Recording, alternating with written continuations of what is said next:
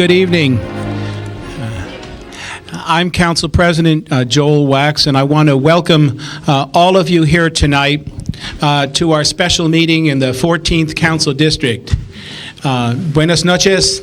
Bienvenidos a todos esta noche. We're going to begin this evening's meeting by asking each of us to stand in a moment of silence to the 3 gallant firefighters who lost their lives. Yes, just a minute. Firefighter Michael McComb, firefighter paramedic Michael Butler, and firefighter paramedic Eric Reiner, together with 11-year-old Norma Vitas, whom they were transporting on a rescue mission after a Sun Valley auto accident, served this city with honor and distinction. They owe our deepest gratitude, and we extend to them and their loved ones our most heartfelt sympathy. We'll ask that each of us, that we stand in a moment of silence to honor them tonight for their service to our city.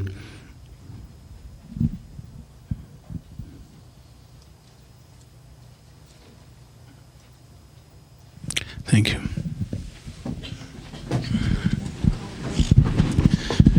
Madam Clerk, would you call the roll? Alarcon, Alatorre, Burnson, Chick, Fuhrer, Galanter, Goldberg, Hernandez, Holden, Miskowski, Ridley Thomas, Sabornish, Wax, Walters, Ferraro. 10 council members present and a quorum, Mr. President. Thank you. I'm going to ask each of my colleagues who are here tonight to stand and introduce themselves, and let the members of the audience here tonight know what areas they represent in the city. Of course, beginning with your council member, our friend Councilman Richard Alatorre. Thank you.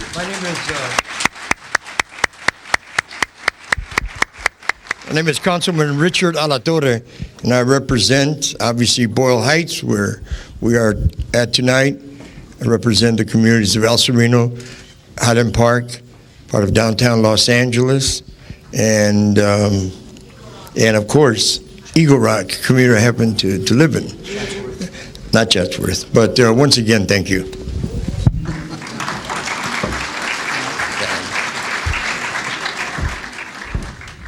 Yeah, I'm Hal Burnson.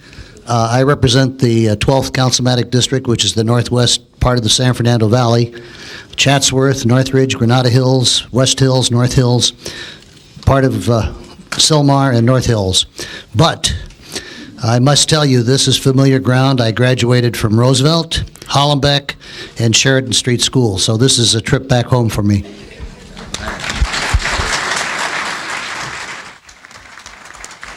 Rita?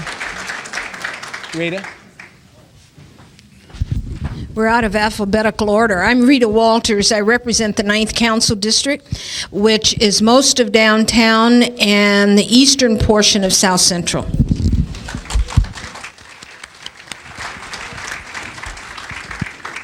I'm Cindy Miskowski, and I represent the 11th Council District, which is half in the San Fernando Valley in the communities of Encino and Tarzana and Van Nuys, and half in the west side of the city in representing West LA.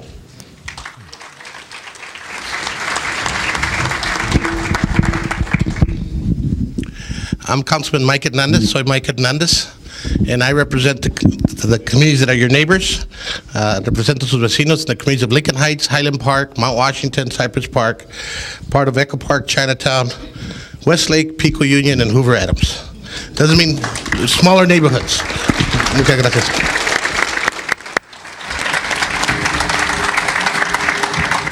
My name is Jackie Goldberg. I represent the 13th Council District, which is his neighbor, and that's part of Echo Park, Silver Lake, Atwater, the the Temple Beverly Corridor, Hollywood, Atwater, Glass Hill Park, Elysian Valley, a little bit of Mount Washington, some of Eagle Rock, and a little bit, I think that's all of them. I think I got them all. There you go.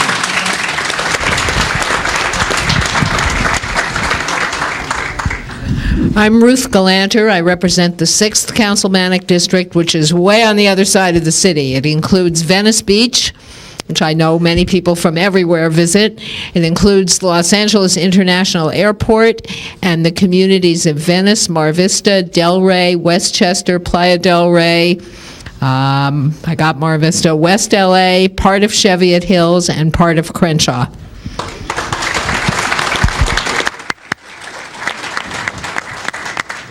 Hi, I'm Mike Fewer. I represent the 5th Council District, which goes from Fairfax, Melrose, Westwood, Pico Robertson, Century City on the west side, over the hills to Sherman Oaks, Studio City, Van Nuys, and North Hollywood in the San Fernando Valley.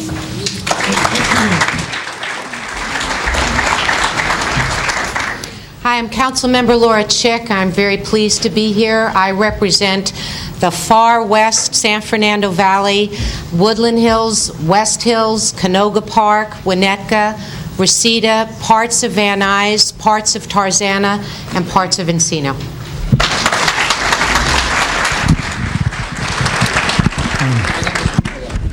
I'm Joel Wax. I represent portions of Studio City, North Hollywood, Van Nuys, Valley Village, Panorama City, Sun Valley, Mission Hills, Arleta, North Hills, Sunland, and Tahunga, and Lakeview Terrace. Let me also introduce, there are 3 members of the city staff who are here up on the table. Somehow I lost my connection. I lost the connection, but Diane Titus from the city clerk, Maria Rico, the city clerk, and Gail Weingart, the city attorney. Let me ask you all to stand again and introduce to you Ms. Patricia Rubalcava, a job referral assistant here at the Puente Learning Center, and she will lead us in the Pledge of Allegiance.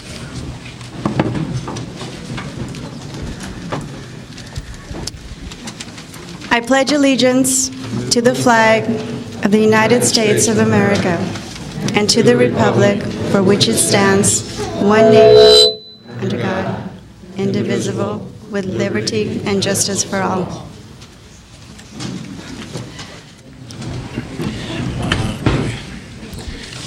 Do you want me to read this before I introduce you? Yeah. And then okay. Tonight's, for the benefit of the people who are here tonight, we have agendas, which I hope most of you have received. If not, we have more of them, and perhaps the staff could bring some in and pass them out to the people who don't have them. We call the items in order, beginning with number 1. But many times members of council will call an item special, in which case we hold the special items and go through the routine items and then come back to the items that have been called special.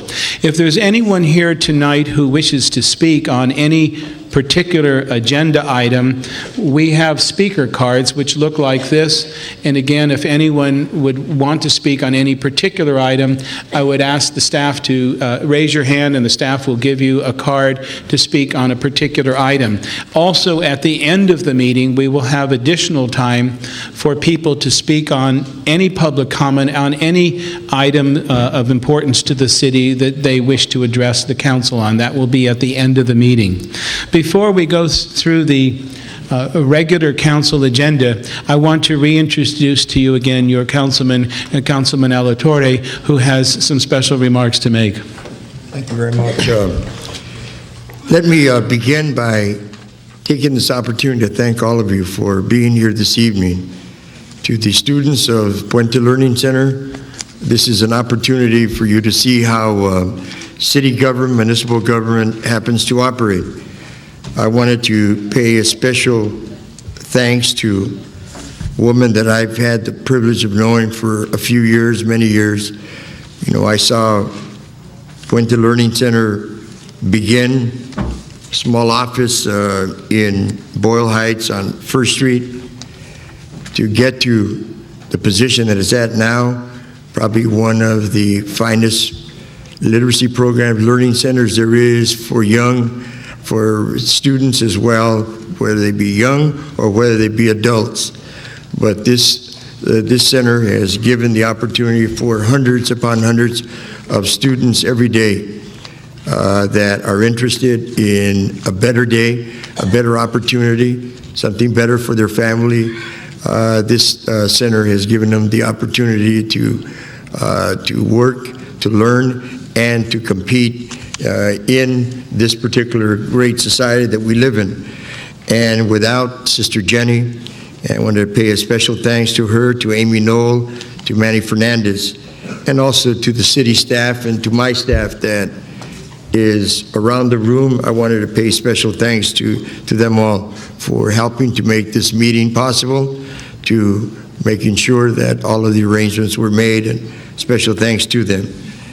You know, today we decided to begin the meeting by having a moment of silence for the officers that tragically died while they were doing their duty, attempting to save a young girl.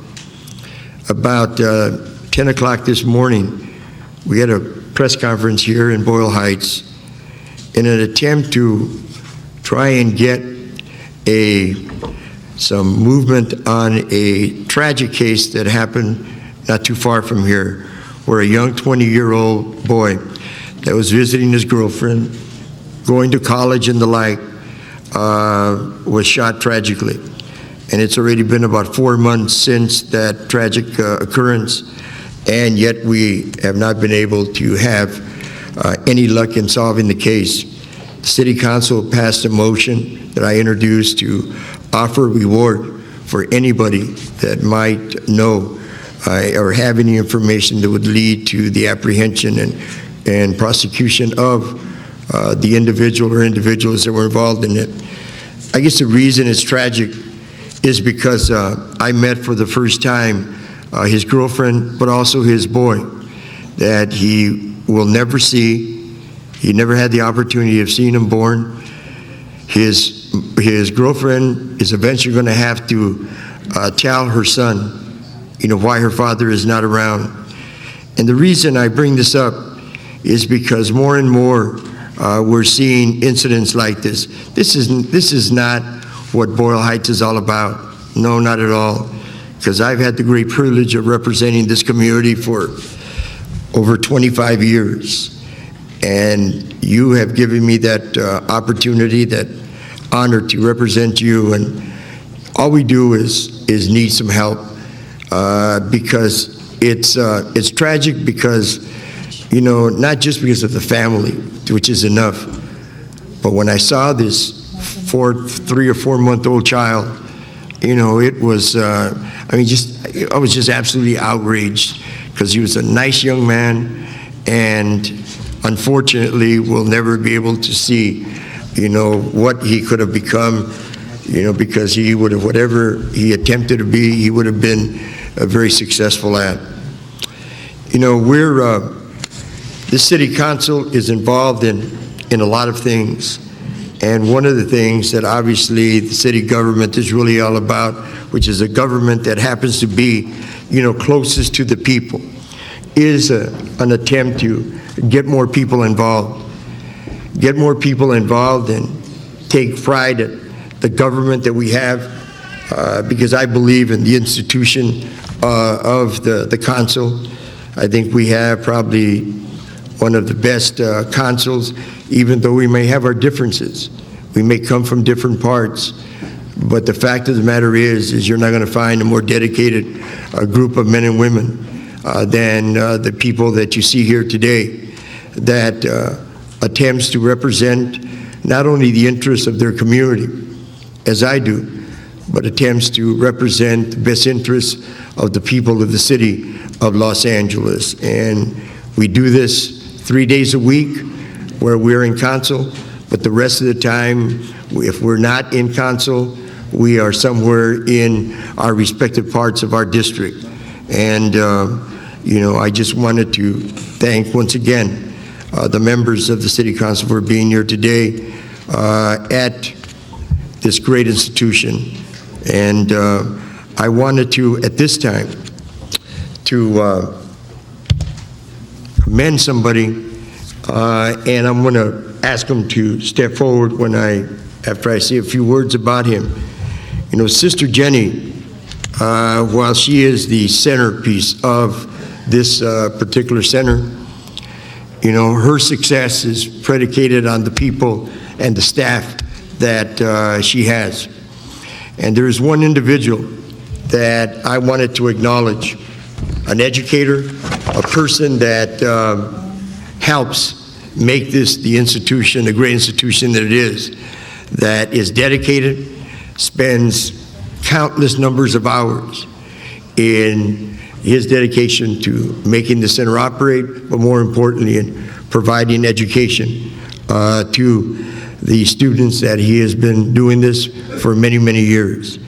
And at this time, I'd like to ask Luis Marquez. Luis, now you'll see him on this particular poster here, and come on up.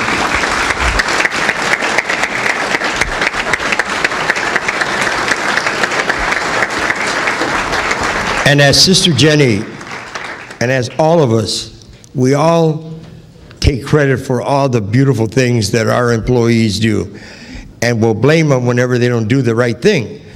But fortunately, Luis has been at Puente Learning Center for a lot of years, and pretty much he is the sister's right-hand person when it comes to the education part of Puente.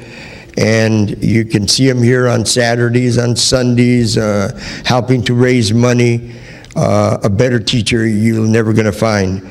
And I wanted to make this presentation to Luis in appreciation. It says, in appreciation for your unwavering commitment to excellence in education, for your many years of service and leadership at Puente Learning Center, has enhanced, and you have enhanced the lives of countless individuals and families, thereby uplifting the entire community. And when I say not only has he impacted individuals that have gone through his classes, he has also had a tremendous impact on this community because he has helped people help themselves and to learn and to progress and to succeed. So I'd like to make this presentation to my friend, Luis Marquez.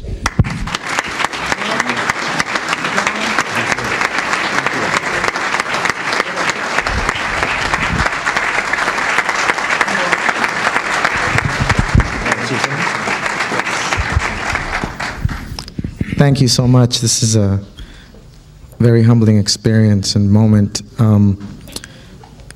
I'd like to especially thank Councilman Alatorre, because a place like Puente, you can identify individual people, and we have 2,000 who come here every day and invest of themselves in the name of dignity and respect and education. But you can't do it without the encouragement and the support of our civic leaders, and so I especially thank Councilman Alatorre for his history here at Puente as well. I'd like to thank Sister Jenny, who is my mentor, and who has taught me whatever I've learned of leadership. I think it's not something she taught me, it's something that she, as many of us know, she inspires. And so thank you, sister, and thank you, Councilman, and thank you to all the City Council members. Thank you.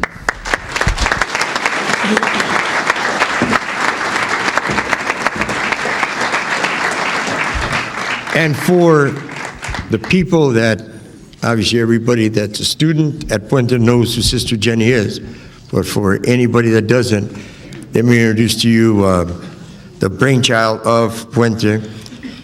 She is just an absolutely beautiful, committed woman.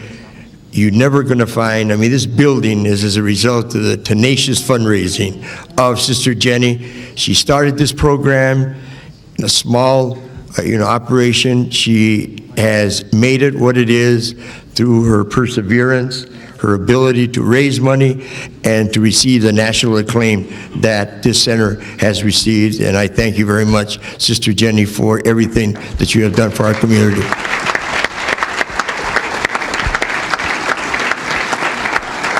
And with that, I turn it back over to the President of the Council. Thank you very much. Thank you, Councilman Alatorre. We've been joined by another council member who I'd like to introduce at this time. Nate, would you stand up and introduce yourself to the group and tell us what areas you represent? Thank you very much, Mr. President and members. It's indeed my pleasure to be here.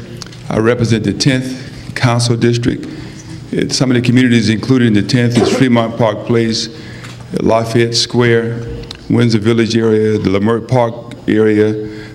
My district goes from Hoover on the north, on the east, to National on the west, 6th Street in the north, Martin Luther King on the south. Very diverse community. We have a large population of African American, large population of Hispanics, Latinos, a large population, a mix of Anglos and others as well, Asians. In fact, Koreatown is located in my district. The largest Korean constituency outside of Seoul, Korea is in the 10th district. And I'm very, very pleased to represent them all. While I'm standing here, I want to let you know that I'm very, very pleased to have had the honor, privilege, and pleasure to work with your representative, Mr. Alatorre. I served with him when he was a member of the California legislature as an assemblyman. I was in the state senate.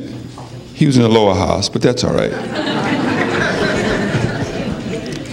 And I want you to know that I don't know of anyone in government who worked as hard, except for one guy, just a hair above him. His name is Mike Hernandez, and he works very, very hard. You must know that. Give him a big hand.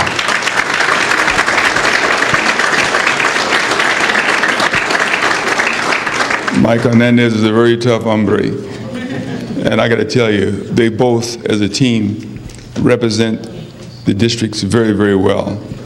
If you got housing, it's because they fight for it. You got facilities such as the one we're in today, because they fight for it for the people that they represent. You see, you take too much of the money, but that's all right. I'll let them go along with that.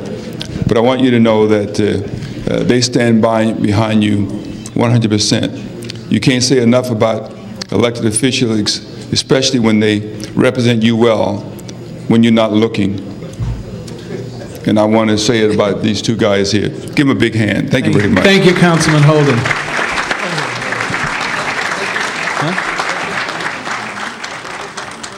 Chair recognizes Councilman Hernandez.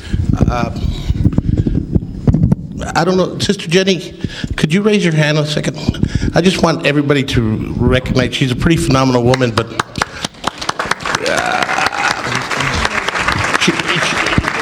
she's offered. I'm trying to give my colleagues a little warning. She's offered to give us a tour of this facility.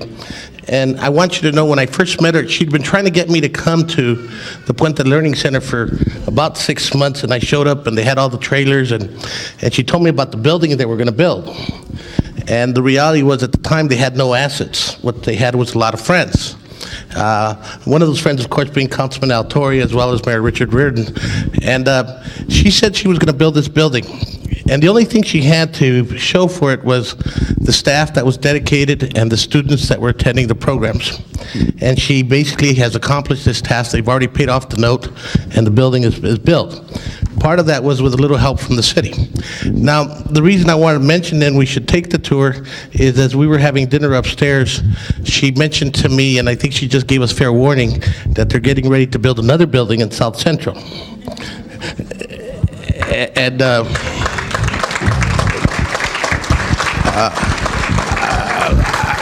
I wanted to take a moment to basically ask that we do take the time to take the tour, look at this facility, understand it, and if we could have 20 of them throughout the city, I think it wouldn't be enough. But the reality, they do some phenomenal work, and I just want to remind everybody of that potential tour today. Thank you. Thank you. All right, Madam Clerk, next order of business. Items 1 through 4 are items requiring public hearings, Mr. President. Is there anyone in the audience wishing to address the council on any of the items 1 through 4? Seeing none, the public hearing is closed. Okay. It's my understanding that Council President Ferraro would like item number 1. Is that referred back to his office? Yes, Mr. President. All right. Well, then that hearing will remain open, and item 1 will be referred to Council District Number 4. It's my understanding that item number 2 is to be continued until October 28th, in which case the public hearing will also remain open, and item 2 will be brought back before the council on October 28th. Yes, Mr. Burnson? Do we need an authorization from the applicant to... The applicant has requested the continuance. Mr. Are we in Burnson? writing? Yes, it is. I verified it on the council file. The letter is on there agreeing to the continuance date. So moved. Item number 3, there has been a request to continue item number 3 until March 25th without objection, and then the hearing will remain open. And item number 4, there's also been a request to continue that item until the 25th of March, which is tomorrow. And without objection, that will be continued, and the hearing will also remain open. Next order, Madam Clerk. Item 5 is an item for which public hearing has been held. It's a Transportation Committee report. Mr. Alatorre calls item number 5 special. Next order, Madam Clerk.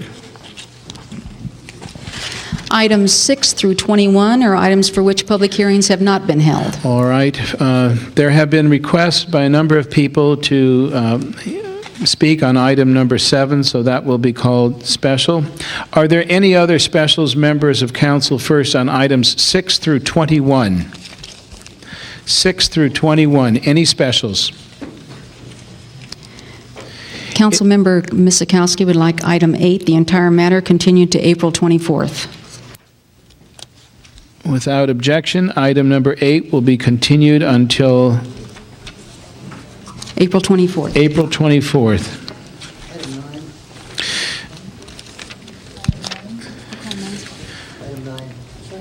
Mr. Burnson calls item number 9 special. Are there any other specials, members of council, 6 through 21? 17, Mr. President, Councilman Ridley Thomas has requested council continue that to tomorrow's meeting when he is present. All right, if there's no objection, item 17 will be continued until the 25th, which is tomorrow. That public hearing will remain open. Other than items, I have cards from people who wish to be heard on item number 7. Is there anyone wishing to speak on any of the other items, 6 through 21, except for number 7? Sir, are you on number 7 or on a different item?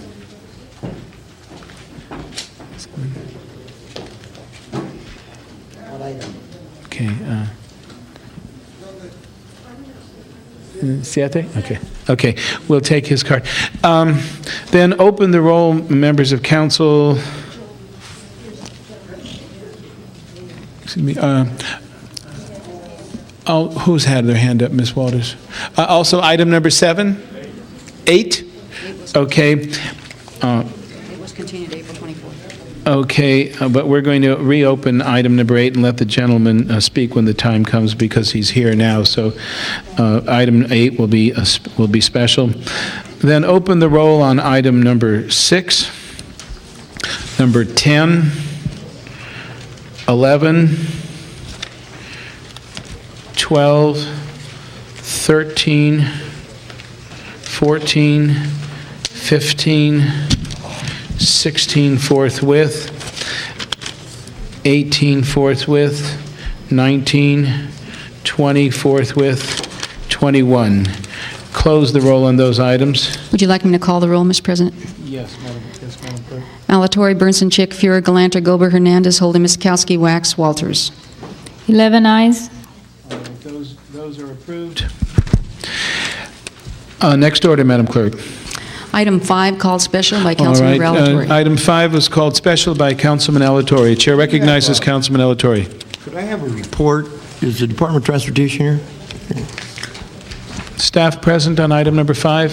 Yes. Would you like to go to the podium there? Be easier. And for the benefit of the people in the audience, would you please identify yourself?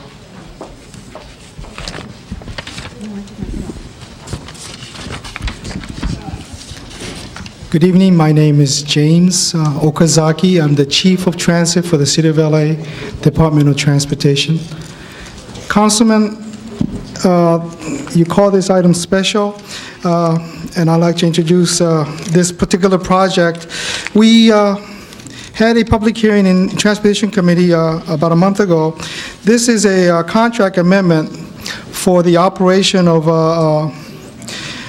Dash services in the Crenshaw, Fairfax area, and also a contract amendment for Commuter Express bus service continuation program. And the reason for this is that for a number of years, in 1991 actually, when we started the Dash service in Fairfax, we had a contract for 3 years. The fourth and fifth year, what happened was this particular contract was awarded to Mayflower, and a company called Laylaw the contract was transferred from Mayflower to Laylaw. What they did was they assumed a contract. In the fourth and fifth year, we gave them what's called a consumer price index adjustment, which was less than 2% each of those 2 years. That was 1995. And in 96, we went to the sixth year. And now we're in the seventh year. And the reason that we're coming to you is that we've been bundling our contracts, which was recommended in the operational improvement study for DOT, to reduce the contract cost by increasing the size of the contract. And what happened was we extended the contract so long that Laylaw came to us and said, you know, we're losing money on this service. We did an evaluation and we realized that, yeah, we had gone 2 years beyond our normal contract period. We negotiated a settlement to give them a rate hike of roughly 20% from $36 up to roughly $42. And we did that based on taking a sample of the current cost of operate that type of service. We asked 5 of our current operators, what would it cost to take over that service, because Laylaw says we couldn't operate it anymore. Laylaw was asking $46, and the bids came in range of $40 up to $48, and we negotiated down to $42, and so we believe that adjustment for the seventh year of operation, which is very unusual for our contracts to continue so long, is a fair and reasonable adjustment. The other one is a bus service continuation contract.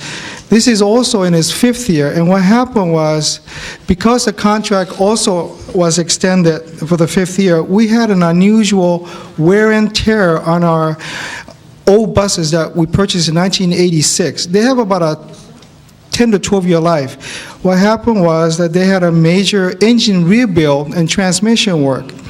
And based on a detailed audit of the conditions of those engines and transmissions, and segregating what we believe was an actual cost associated with this particular contract versus another set of buses that we operate, that Laylaw also operated for us, called TSE, which is Transit Service Expansion. They're kind of mixed in the same yard. We were able to identify a $125,000 expenditure that we believe was legitimate. So based on our detailed audit, and based on the agreed amount of $42 an hour, we're recommending the contract amendment for Laylaw for both the Dash and the Commuter Express contracts. Thank you, Mr. Okazaki. Yeah, one second. For the benefit of the people in the audience, the council rules are that each council member who wishes to speak gets to speak for 3 minutes, and then after everyone who wants to speak has spoken for 3 minutes, if a council member wishes to speak again, they would get another 3 minutes. So far, I have requests from Councilman Alatorre, Councilman Holden, and Councilwoman Goldberg to speak. The chair recognizes Councilman Alatorre.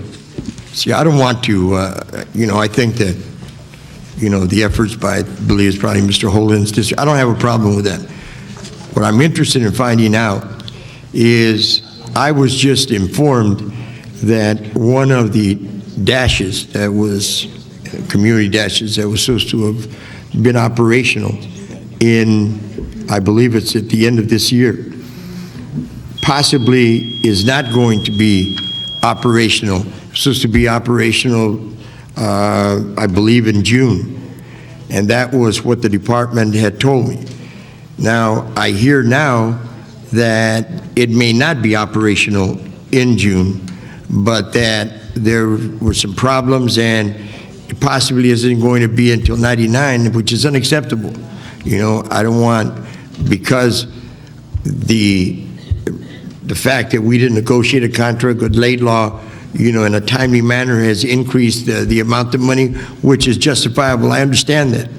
But I want to make sure that the department understands that a shuttle that has been promised to a community that was going to be operational even before June of '98 now is, and then the date was given to June of '98. Now it's possible that it may not. I want to make it very clear that that's unacceptable, and I want to meet with you, Mr. Okazaki, on that particular shuttle, which happens to be in a part of my district. And we've had great success with the shuttle that we put operational in El Sereno, and you know, this community has been waiting long enough. I want to make sure that nothing interferes with the timely operational date, at least the one that we promised the people, which was June of '98. So I want to put you on notice on that. Thank you, Mr. Alatorre. Before we continue, we've been joined by another member of the City Council, Councilman Richard Alarcon, and let me introduce him to you at this time. Hello, it's a pleasure to be here. I represent the Northeast San Fernando Valley, the 7th Council District. I don't know what all the other council members said before, so I'll just be very brief. It's a pleasure to be here. We all talked about you. Just spell the name right. What I would like to share with you is that my tia Remedios lives in this community, and we used to visit when I was a little kid for many, many years. She still lives in this community. She's in her 90s. Maybe some of you know her, but it's a pleasure to visit. Again, we used to visit from the San Fernando Valley to come to the Mercado or other places in the neighborhood here, White Memorial Hospital when we had to, unfortunately, or wherever else. But it's a pleasure to be here to have a meeting. I think our goal is to get a better understanding of each of the communities that represent the city of Los Angeles, so that we can have a better perspective in how to serve you as a group. And so I just want to say thank you for allowing us to be in this community. Thank you, Councilman Alarcon. The chair recognizes Councilman Holden. James, I'm going to ask you a series of questions. I want Yes, some sir. quick answers. Yes. Number one, what about the other providers who are providing a DASH program, like WLCAC? What are you paying them? Give me an answer, James. We're paying them anywhere from $38 up to $45, depending on the type of service that they provide. No. They provide dashes, community dashes, and smart shuttles. No, well, then City you- rides. So depending on the kind of service. All right, when the Laidlaw first acquired Mayflower, Yes. how much did Mayflower bid per hour at the time? They bid something like, let's see, it's increased about 5% to $36 with CPI. I do not remember, but somewhere around 30 to 31 bucks back in 1991. 5%? 5%. Multiplied by 6? 5 threes of 15 times 6, 6, 7. They got about a 15% increase in 3 years, and they only That's had right. a 2% increase a year after that. Well, James, the price of gasoline has fallen. It's about 30% less than what it was a year ago. It's still fallen. And you have the unanticipated cost. What unanticipated costs are you talking about? Is the reason why you're asking for this sizable increase. It is not a sizable increase like you said. $9, James, come on. What's the unanticipated, what's the reason? The contract started in 1991. You've been getting, first of all, they bid it against Mayflower. They lost the contract, so they bought Mayflower. And I'm asking you a question that you don't want to answer. The question, once again, is, James, what are some of the anticipated costs? You know, this is the big increase as far as I'm concerned. They came before us once before for an increase, and it was more than, they were asking for more than what they were entitled to. These contracts are up for bid again, is that not correct? Yes, they have been bidded already. All right, We're reviewing the contracts right Have now. they responded? Have you got a response to the bids? Yes, we have. Okay, when are you going to open them? We've opened them, we're evaluating them right now, and we say in about 3 weeks, we will finish the report, deliver it to the city council. Well, you're telling me you're going to finish the report in 3 weeks, and now you want to give these guys $125,000? $240,000. This is for the last year. They operate many. Oh, you want to pay them for what they've already done, is what you're saying? Yeah, we have not Well, I'm been gonna able vote- to. We have not been able to negotiate an agreement for a whole 2 years. James, personally, I haven't looking at this for the first time. I watched it very closely. They may be entitled to it, but today, if I had to vote today, I'm going to vote no. Okay, because I can't say what you're telling me is true to give these guys 9%. I mean, $9 per hour. And then you renegotiate the contract. They're getting 5% per year, which is cost of living. On top of that, you're going to give them $9? We took a sample of what it would cost to I'm operate just voting these no. services. You're never going to be able to explain it to me, and I don't know why you're up here Time. asking for this. Chair recognizes Councilwoman Goldberg. Yes, thank you. The questions I had were really two. First of all, is living wage a part of this contract? Yes, it is. For all people who work on this contract? Yes. And secondly, when we go up from $33 to $42, do we look to see that any of the increase is passed on to the employees?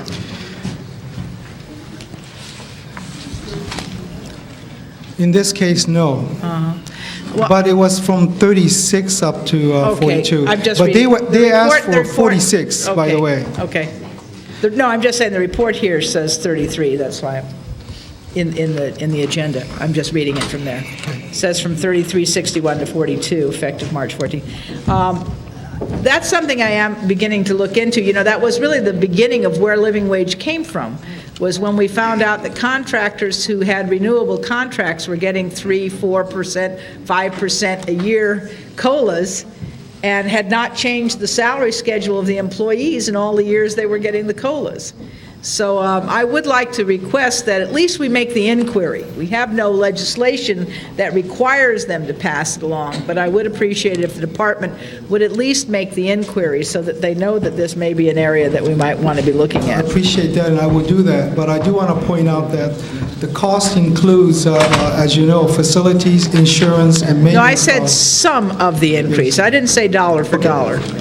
But it does seem to me that if an employer is getting $9 more an hour, that $1 of it might go to the employee. I That's do all want to I'm saying. clarify, there might have been a typo in the report. Okay. If you have 33. Yeah, we The amount do. is 3661 up Okay. to 42. Okay, it said So- 3361 in the report. There must be a typo because that's Okay. not in my report. All right, so it's $6 an hour, Yes. or 5.5. Which is about 20%. 5.5. I'm simply saying that if some of it were passed along to the employee, I think we would find that that would be in keeping with the spirit of the legislation of this council.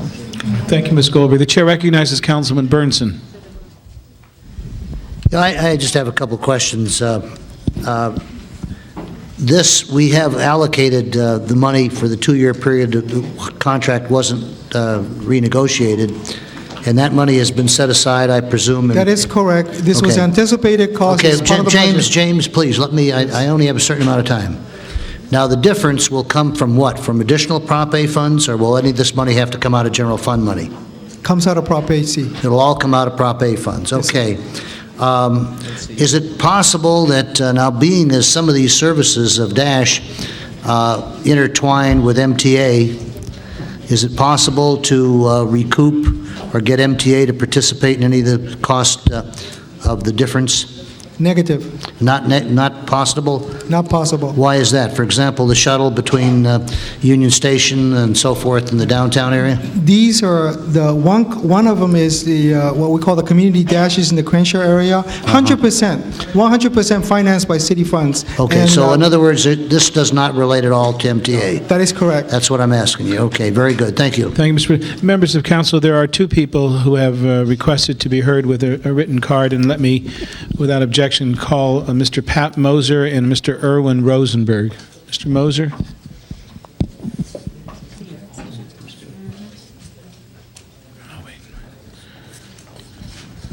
I am Pat Moser. I am a resident of Eagle Rock, and a proud one, in fact. I've lived there most of my life now. I'm also the founder and president emeritus of Southern California Transit Advocates. I am the one responsible for getting the Highland Park Eagle Rock Dash, or shuttle, whatever you want to call it, going down San Pasquale Avenue. I have waited for almost 5 years now for the city to implement what they keep promising every year. Now, James Okazaki has promised that the revenue operating date will be in September of this year. I hope that this council makes sure that this time LADOT will keep its word instead of constantly shifting the date over and over again. And by the way, I would like to see the dash, the Highland Park Eagle Rock Dash, also take over the Royal Seco Dash, and also go on Mount Washington, which is a humongous area which is not served by any transit fixed line, not since the 1920s when there was a cable car line going up, I believe it was Mount Washington Drive. Also, let me say that I hope this council will get on the back of the MTA and make sure, Richard, that the MTA line 200 on Fletcher Drive, another humongous gap, will be implemented fully, and not only going up to Eagle Rock Boulevard and Avenue 37 in Glassell Park, but it should go all the way up to York Boulevard. Maybe it should go to, in fact, Occidental College, where it could establish a layover on Campus Road. And that was my thoughts. I hope I hope the Northeast Plan will be completely implemented. Thank you very much. Thank you, Mr. Moser. Mr. Erwin Rosenberg. Excuse me, Erwin Rosenberg with Laidlaw. Mr. President, members of the council, I'd like to answer a couple questions that came up, I think, that will provide you some assurance. In fact, I think it's appropriate to recall that James had indicated that Laidlaw did, in fact, buy Mayflower Transit Services. I think it was in 1993. At that time, I think we were quickly approaching the 4th or 5th year of the agreement, and in fact voluntarily recognized the Teamsters. These were non-union drivers with lower benefits. We increased their wage above livable wage. We provided them increased benefits, anticipating that the proposal would go out to bid in I believe it was 1995 or 96. As a result, instead of a 5-year contract, we're in a 7-year contract. We've been unable to recover those costs. So we've actually, in order to maintain our positive relationship with the city of Los Angeles, continued under good faith to operate these agreements, signing the extensions, understanding that in signing the extensions that the staff would bring forthwith to the council a amendment for the increases. The staff did a survey of existing contractors, found that that rate was reasonable. It in fact is lower than the rate that we have proposed without providing that information, since it's not public yet, in the actual proposals that we've submitted. So we feel it's very reasonable, and we would ask for your consideration. These are costs that were not anticipated. This equipment is extremely old. It's beyond the 5 years of the original bid, and we are in the 7th year operating in good faith, trying to maintain a positive relationship with the city. Thank you, Mr. Rosenberg. Is there any other discussion, members of council? Mr. Holden, Mr. Alatorre. Mr. President, members, up until June of last year, July, August, I was the chairman of the Transportation Committee. I did not hear prior thereto, and not until today, that there was some consideration for amending your contract, that you were only entitled to and you were receiving the cost of living increase. There was a time when you asked for an amount of money in excess of the cost of living. The council denied that on one of your programs. Is that right, James? And so today we're here asking for something like that again. Most of what you're asking for is in my district, and certainly I was not even aware of it when I was chairman of the committee that you're contemplating doing that, nor was I aware of it since July of last year. I don't know how you could have made a deal with the Department of Transportation without at least the chair notifying the chair that you intended to ask for a change in the amendment, in the contract. So my position, as earlier stated, is unchanged, and I really wanted to find a way to try to vote with you on something. but I can't do it on this one. Okay. Okay. Mr. Alatorre? Just so that I understand what the issue is, and it's real simple, it seems to me, and that is that we were supposed to go out to RFP 2 years ago. Year and a half ago, So, yes. a year and a half ago. So from the time that the contract was awarded, which was when? Original contract was awarded in 1991. They bought it in 1994. All right, so let's just say, for the sake of argument, that the contract's been going on since 7 years. 1991, but worst case is 1994. They have been operating without a contract. They have been moving along. The cost was fixed. No, wait a minute. Excuse me, Mr. Holden. The cost was dollars back in 1991 or whenever it was that the contract was started. All that this is doing is giving them a cost of living, or whatever it is, however you want to put it, an increase that defrays the cost that they have been paying out without, whether it is increasing the amount of the labor costs and probably the maintenance costs and everything else. All this does is bring them to a level where most others that have contracts are at the present time. Is it anything more than what others are being paid? This is a fair price that we negotiated. All right, so Based that's on the basically survey what it that is. we took. So until a new contractor, which could be the same contractor, is awarded the contract for probably 98, 99, or whatever number of years, this is going to go for that period of time. Is that correct? That is correct. All right. So I'd ask for an aye vote. Is this retroactive? Yes, it is. Okay. All right. Seeing no further requests to speak, call the roll, Madam Clerk. Alarcon, Alatorre, Chick, Fuhrer, Galanter, Goldberg, Hernandez, Holden. No. Mizikowski, Wax, Walters. 10 ayes, 1 no. 11 ayes, 1 no. All right, that matter is approved. That matter is approved. The next item is, I believe, item number 7, Madam Clerk. Yes, Mr. President. Mr. Alatorre called it special.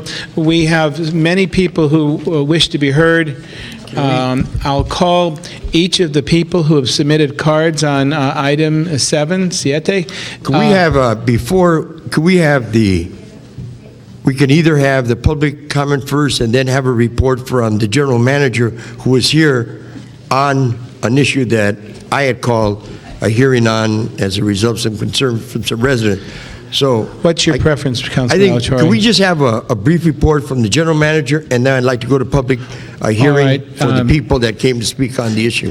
We will hear briefly from the general manager, and would you like to identify yourself for the benefit of everyone here, and then we will have the hearing from the people who have submitted cards. Yes, Councilman, I'm Don Smith. I'm the Executive Director of the Housing Authority. And if I may, I can describe for you briefly the project and what the current status is.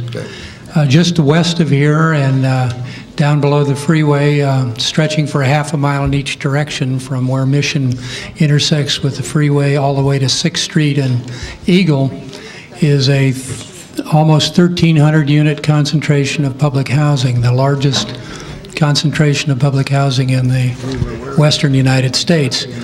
The Housing Authority, with the support of the council, and especially Councilman Alatorre, was able to assemble the federal financing to redevelop, that is, demolish and rebuild a new community for 577 of those units, starting with 1st Street on the north and stretching all the way to 6th Street on the south.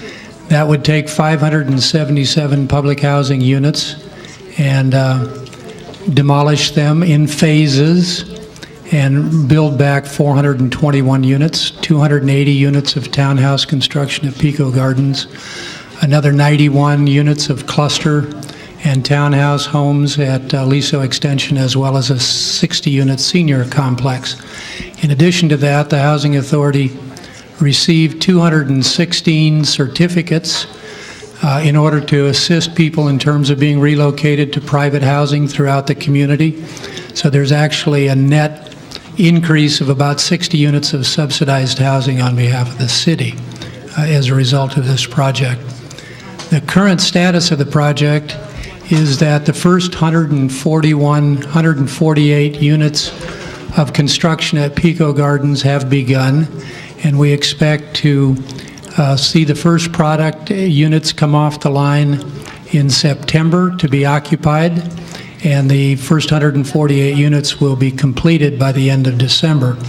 Currently on the street is another bid for 42 cluster homes to be built at Aliso Village, and we're currently in the second phase of relocation. As of this date, we've demolished about 250 units. About 287 families have chosen to relocate off-site. At least 22 of those have purchased homes as a result of their relocation. And about 259 have chosen to stay on site and move around in phases, staying out of the critical path of the demolition and rebuild. Soon, within the next 2 weeks, we will begin the demolition of commercial area along 4th Street between Eagle and Gless, and we expect to go to bid for community center and child care center immediately after that. That concludes my report, Council. Thank you, for Mr. the Smith. opportunity. Let me call the names of the people who requested to be heard. Irma Ortiz. Is Ms. Ortiz here? And followed by Ana Hernandez.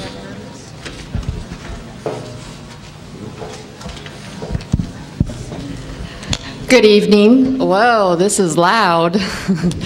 I'm the director of a Head Start program called Foundation for Early Childhood Education, and I'm here in support of a proposal that the Housing Authority submitted for a child care facility out of Proposition K funds, and I want to really underline the importance of that facility being built and the priorities being aligned in order to provide that support to the community. A second relevant issue that I also want to point out is the importance of a memorandum of understanding being signed to confirm Head Start services for that community. If those services are not confirmed, you could see a net loss of about $420,000 a year of services to the community. And as you're probably aware, Head Start provides a broad range of a program, which is not just for the preschool children, but also for the families.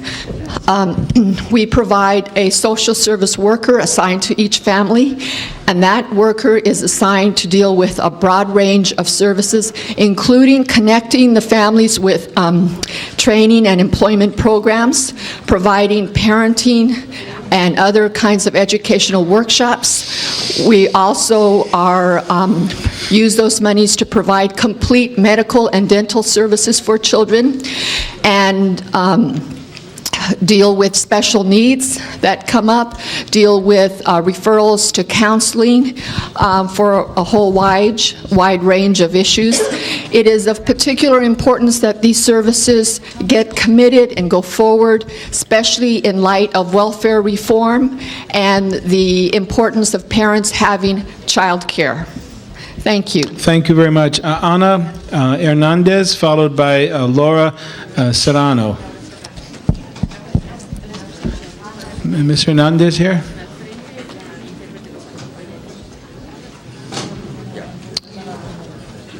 Do I see, is Ms. Hernandez? Ms. Serrano? Ah, yes. Buenas noches a todos. Good evening to everyone. Me disculpa, pero mi baby no se puede quedar con otra persona. I'm sorry, but my baby can't be with anyone else. It's okay. Bueno, mi nombre es César Hernández, como les había dicho, yo soy residente de Pico Aliso. My name is Esther Hernandez, as I had said, and I'm a resident of Pico Aliso. Estoy aquí porque realmente nuestra comunidad ha tenido una serie de problemas. I'm here because our community has had a series of problems. Esto ha sido un proceso bastante grande. This has been quite a process. Desde el inicio nosotros hemos sufrido bastantes problemas con la autoridad de vivienda. Lo que ellos nos han prometido no lo han cumplido. From the beginning, we've had many problems with the Housing Authority, and what they have promised they have not come through with. Y yo quisiera invitar a los concejales aquí presentes que realmente se interesen en sus comunidades. And I would like to invite the council people who are here to really become involved and care for their communities. Sobre todo estas comunidades donde necesitan bastante apoyo y bastante participación por parte de los concejales y que vean que realmente la autoridad de vivienda esté cumpliendo con los reglamentos establecidos. These are communities that really need the support of the council people, and they should oversee that the Housing Authority comply with the services it is supposed to give. Yo podría hablar por los demás residentes de los diferentes distritos, pero sin embargo me voy a concentrar en mi comunidad y lo que está pasando. I could speak on behalf of residents from other districts, but I will just speak on what is happening in my community. Desde el inicio de este planeamiento de una remodelación de nuestra comunidad hemos tenido una serie de cambios. En primer lugar, a nosotros se nos prometió diferentes talleres de cómo iba a quedar la comunidad de Pico Aliso ya restablecido. From the beginning, we were promised a series of workshops that would teach us about the different phases, and so that we would learn how things would be established and get done. Las primeras familias que fueron directamente afectadas en este proceso fueron las 36 familias que se encuentran habitado en Pico Aliso Extension. The first families that were affected were 36 families who had to leave the Pico Aliso Extension area. En esta primera fase, de un día a otro, a ellos se les dijeron que tenían que desalojar a los apartamentos sin darles ninguna oportunidad de elegir qué era más conveniente para ellos. For these 36 families, they were given a one-day notice of having to leave the premises without having given them any preparation to do so. Y en este seguimiento de proceso, las 36 personas pidieron una audiencia que no se les concedió. These 36 families therefore asked for a hearing so that they could talk about their issues, and the hearing was never given to them. Tenemos ya en este proceso un año aproximadamente que nos han contestado para esta audiencia y realmente yo lo veo bastante vergonzoso que no se nos escuchen. We've been asking for that hearing for about a year now, and I think it's pretty shameful that we have not been heard.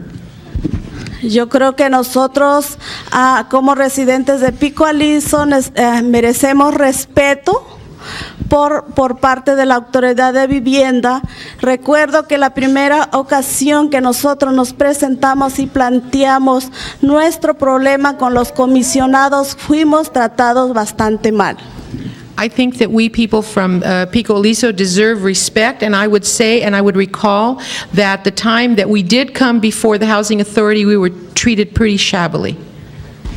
Y como ustedes verán, ellos han establecido en los medios de comunicación y ellos han puesto todos estos puntos en muy buenas condiciones y para que la gente vea que realmente la autoridad de vivienda está trabajando muy bien. They have used the media to make it seem as if all is working very well and things have been done very well. Pero en realidad no es así. Nosotros los residentes de Pico Aliso hemos bastante, yo en lo personal fui amenazada en varias ocasiones. But the reality for those of us in Pico Aliso is really quite different. On a number of occasions I have been threatened. Mas, sin embargo, yo no temí de estas amenazas. Realmente nosotros, muchas de las personas de comunidad de Pico Aliso, tuvimos bastantes talleres durante un año preparándonos y conociendo nuestros derechos como residentes y podernos defender. Y eso es lo que nosotros estamos haciendo y por eso nosotros estamos aquí. But I am a person who was not fazed by those threats. We had nearly a year of workshops to prepare. We know what we're doing, and that's why I'm here. Quiero decir y quiero invitar a todas las personas de la comunidad de Pico Aliso y de otros proyectos que conozcan sus derechos, que manifiesten lo que realmente está pasando en esas comunidades. Como hace rato yo mencioné, bastantes carencias existen en otras comunidades, pero sin embargo la gente no dice nada, siempre se queda callada. I would like to invite the residents of other public housing like Pico Aliso to come forward and to express their concerns. People complain about problems, but they won't come forward and express them. En este momento nosotros hemos ganado bastante. Lo siento. Realmente nosotros hemos ganado en este proceso y queremos luchar por nuestras viviendas y por la comunidad de Pico Aliso. We have actually gained in this process, and we want to continue to struggle on behalf of the Pico Aliso community. Okay. Es todo. Le voy a ceder la palabra a otras personas. Gracias. That's all, and I'll give my place to others. There are many people who want to be heard, so I'll ask each of the people to be as brief as possible. I thought that Ms. Hernandez could speak for many people, but let me call the others. Laura Serrano, and after that will be Nicholas Estrada. Buenas noches, mi nombre es Laura Serrano. Good evening, my name is Laura Serrano. Y pertenezco a la Unión de Vecinos de Pico Aliso. And I belong to the Neighbors Union of Pico Aliso. Yo nada más quisiera hacer una pregunta. I would just like to ask a question. ¿Qué requisitos piden a la gente para trabajar y recibir entrenamiento para este proyecto? What requirements do you ask for people to work and to receive training for this project? Gracias. Thank you. Thank you. Nicolas Estrada, and then Frederick, is it Tejas? Nicolás Estrada. Buenas noches. Good evening. Señores concejales y señora La Torre, me quiero dirigir a ustedes especialmente porque corresponde aquí. To the council people, and particularly to Mr. Alatorre, I would like to direct myself to you because you are our representative. Número uno, voy a decir dos temas. Number one, I'm going to speak on two issues. Queremos apoyo para tener 7 días hábiles para checar el departamento. We would like your support to have 7 working days to check on the apartment. Cuando sea necesario movernos porque a veces están en malas condiciones. When necessary, we would like to move when the conditions are not good. Y cuando los mandan a arreglar, no es un día, a veces el personal no es abaste para todo. And on certain days when they come in to fix things, sometimes there's not enough staff or personnel to get everything done. Por lo pronto, tuvimos una plática como unos 10 personas que ya nos van a mover con el licenciado de Housing.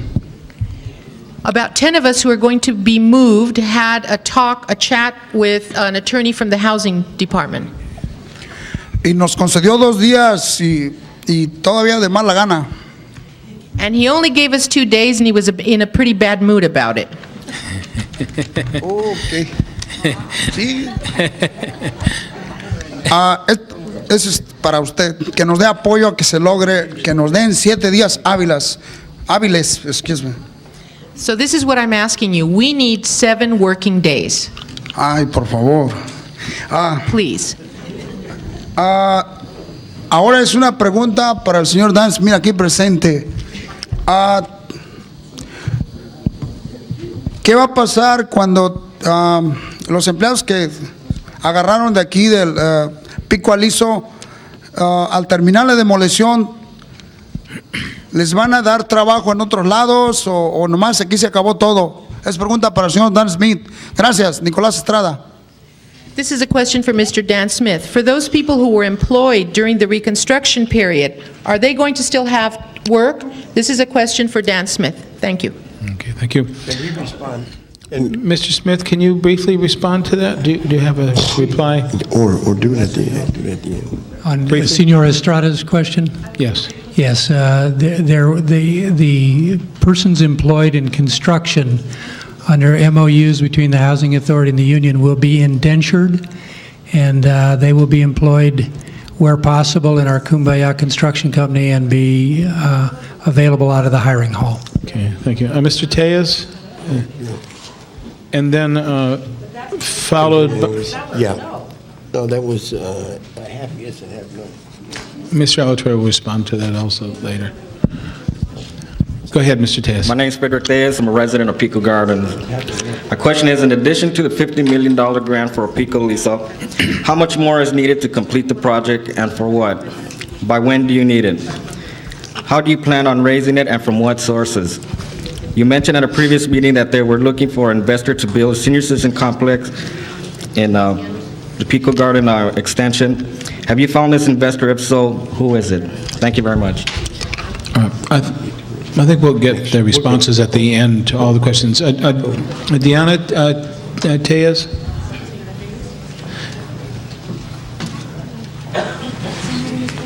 In English. Good evening. My name is Diana Tejas. I'm here to find out how much money has been spent in training and hiring of residents of Pico Aliso. Thank you. Thank you. Let me see if I've got this right. Reynada Inades, is that right? Could, and Javier, you're taking some of these questions down and maybe you can respond at the end, okay? Buenas noches. Mi nombre es Reinaldo Hernández y soy residente de Pico Extension. Good evening. I'm Reinalda Hernandez, and I'm a resident of Pico Extension. Quería decirles que a ver si nos podían dar 7 días para revisar el apartamento, que nos dieran la llave, porque yo pasé una experiencia que yo pedí 7 días y no me los quisieron dar. Sí. I'd like to ask also for a 7-day period in order for us to check the apartments. I had an experience in which I asked for that time and wasn't given it. Me dieron nada más 2 días para moverme y no me entregaron la llave hasta que me movieron. Me movió la mudanza a mi apartamento y cuando entré al apartamento me entregaron la llave. I was only given 2 days to move, and I was not given a key at all until the moving company had moved all of my things. Y mi apartamento estaba todo destruido de adentro, estaban las ventanas quebradas, estaban las tablas puestas todavía y estaba el baño tapado, el zinc, y duraron como 8 días para yo dentro sin ventanas, todo destruido, hasta que me estuvieron arreglando poco a poco. Y yo quiero que, pues, yo ya pasé esa experiencia y yo quiero que pues las demás personas les den un poco más tiempo para que revisen su apartamento y pues es todo. Gracias. Gracias. When I moved in, the windows were broken, the sink wasn't working, there were a good part of the apartment was still boarded up, and I had to live this way for a number of days until little by little they began to fix things. I would not like other people to have to experience what I've already gone through. That's what I have to say. Thank you. Thank you. Last speaker, Leonardo, is it Vilchis? Is that right? And there was one other card, but there's no name on there, so I don't know if anyone else wants to speak. Let me know. Good evening. I've been living in the community of Pico Aliso for about 11 years, and I've been working with the community, first at Dolores Mission and now the Unión de Vecinos for the last 11 or 12 years. And I'm really concerned about what's happening in Pico Aliso for all sorts of reasons, but one of the main ones is the level of accountability that the management of the Housing Authority has. They're supposedly accountable to the Board of Directors, but every time that we've gone to the Board of Directors and we have asked information from them, they don't seem to have all the information that they require to be able to supervise Mr. Smith. And that's a really, really big concern because that's our tax dollars that is being used in this process. And I think that the City Council should be also more responsible, pay more attention to the process that is going on. And there should be some level of accountability with respect to that. And just in respect to some of the situations that are happening, we spent a whole year asking of the Housing Authority for a hearing for the residents that were being relocated. This is the law, it's a federal law, it's a relocation law, and it took us a year for us to be able to put that into a contract with the residents. And it shouldn't happen. I mean, there's a waste of money, administrative money, resources, people's energy to be able to talk about those issues. When we went to the board to talk about this stuff, they were not informed at all in the process and the requirement for these hearings. So we're really concerned about that. In terms of the process, what I've been looking at is all the time that they talk about this process, they talk about a project that is going to improve the community. But to me, the community is not the buildings. The community is the people. And when they are investing 80% of their budget in developing buildings, you have a problem there. Here the residents are asking about how much money is being used to hire the residents, how many residents are being hired. When you look at the numbers and the people who live there, it just doesn't match. If you want to improve the community, if you want to be able to have people who are going to be able to live in the community, who are going to be able to contribute and invest in the community, you have to invest more money and more resources on that. The trainings and the quality of the work that they're being hired to do is not going to improve their quality of life. People are being hired to do moving, people are being hired to box boxes for people to move from one place to another. The wages are good, but that doesn't guarantee when the moving stops, where the residents going to go. The other concern that we have is with respect to development of these projects. The participation of the residents hasn't been really, there hasn't been enough access to information for the residents and enough participation. An example of this is, there was a survey that was done at the beginning of the process, and they were asked, would you like to have a bigger park in your community? Of course, everybody said yes. What they didn't realize is that they were going to lose 40 units of housing in their own community. I think to ask a question so open-ended without telling people the possible consequence of that, that's a big problem. And also the decisions that they were basing in terms of how many people are going to be able to come back. They're telling the residents that everybody's going to be able to come back. When you ask all the people who want to come back, if they are going to have a house here in Pico Aliso, they're saying yes. But when you look at the numbers of units that are being constructed, that's not the case. Of course, housing is banking on the fact that 50% of the people are not going to want to come back. But that's not enough for the residents. The residents are expecting to come back. Maybe some will change their mind. But if housing is playing lottery with the residents' desires, that's not a guarantee, and I don't think that's respectful for the residents. So working in the community, I think I'm really concerned for how this process is happening.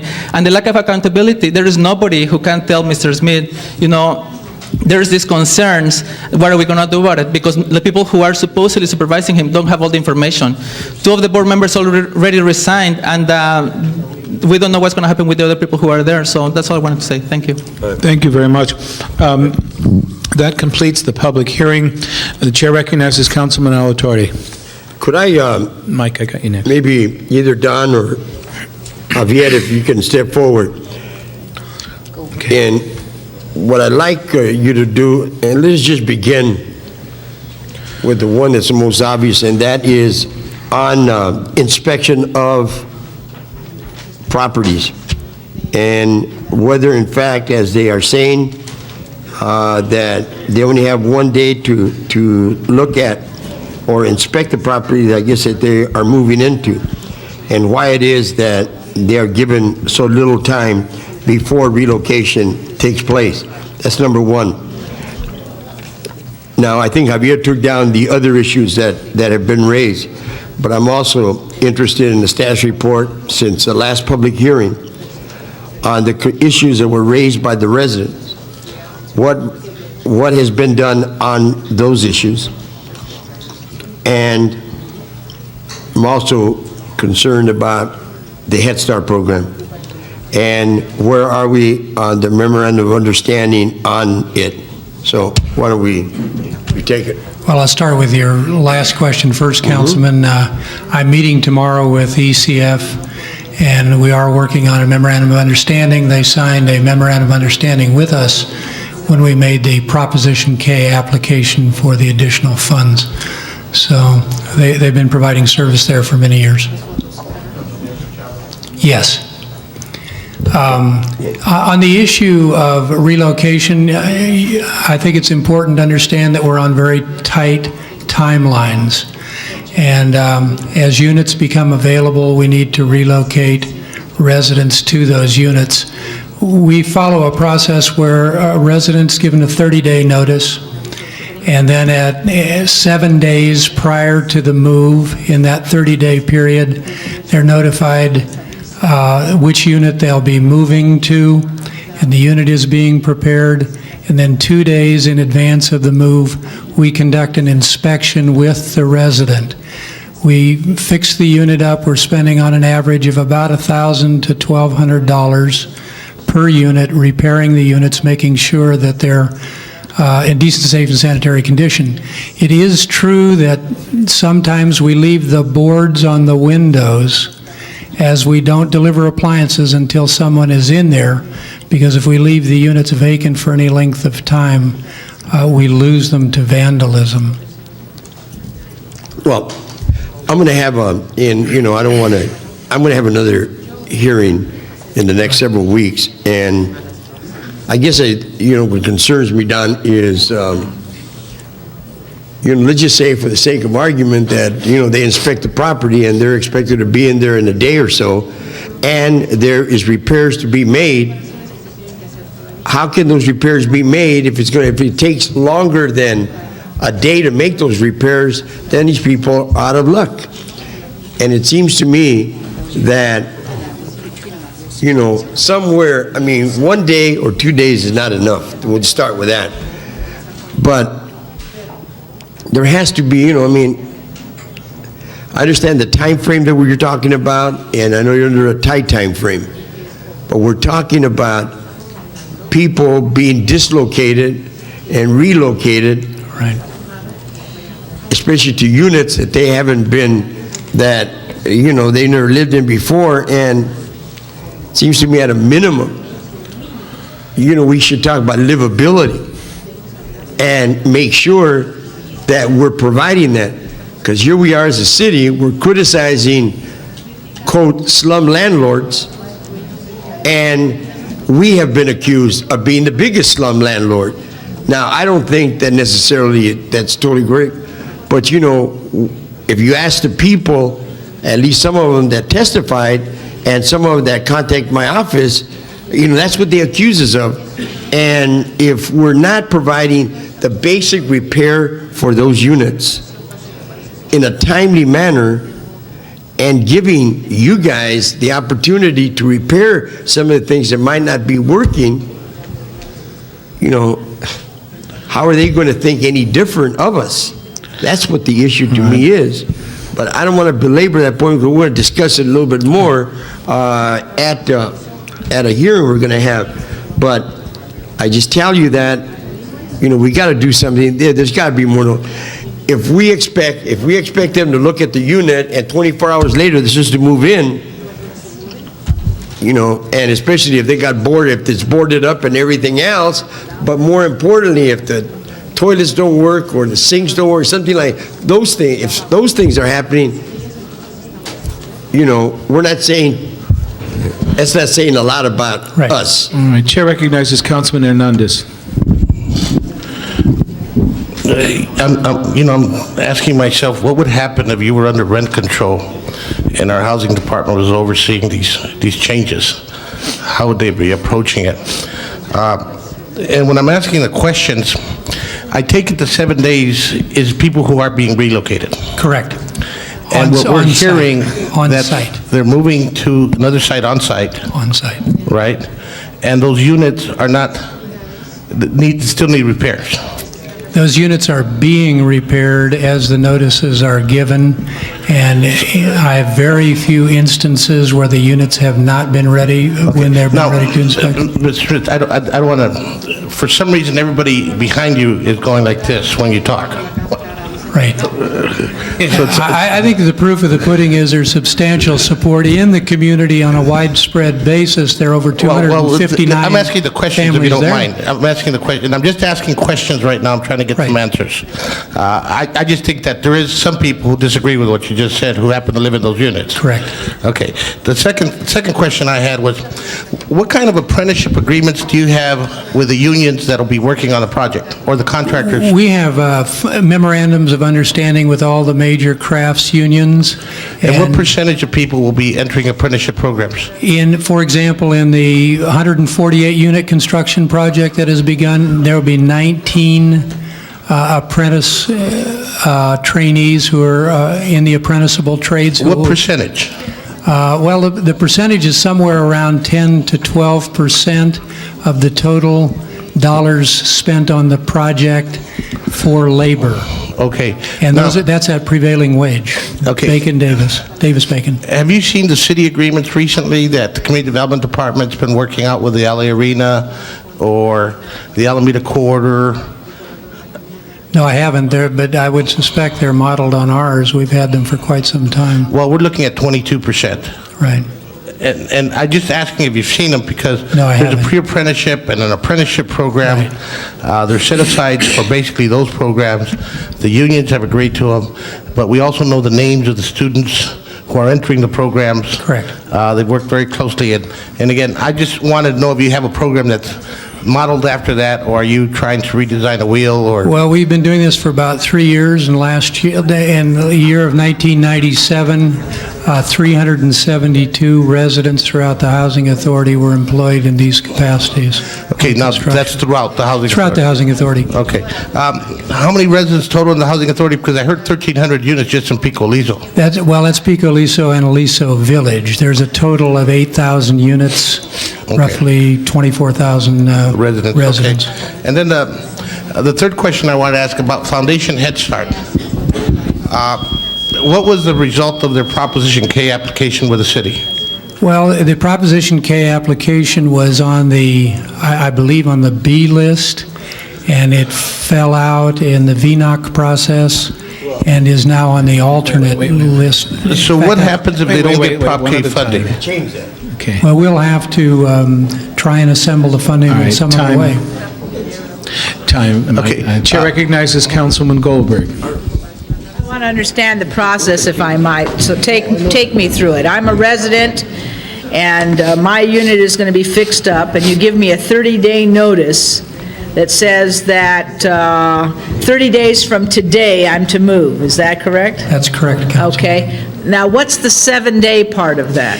Well, 7 days, or the 23rd day, on the 7th day before the 30th day expires, we notify them the exact unit number. So then you tell me 7 days before I'm actually to move that I'm going from unit such and such to Yes. unit such and such. Correct. And I then have 7 days to go look at that unit and see if it's ready and if it's... No, as soon as it is ready, we do a joint inspection, and generally, if we have it ready earlier than 2 days, we try and do that. But generally, it's ready 2 days in advance of the date. So why do you tell me 7 days ahead if I only get 2 days to look at it? Well, just so you'll know where you're going, and you'll know it's getting close, and you know where you'll be headed. All right, so I'll know where I'm going for 5 days before you come and get me to actually look at it. Correct.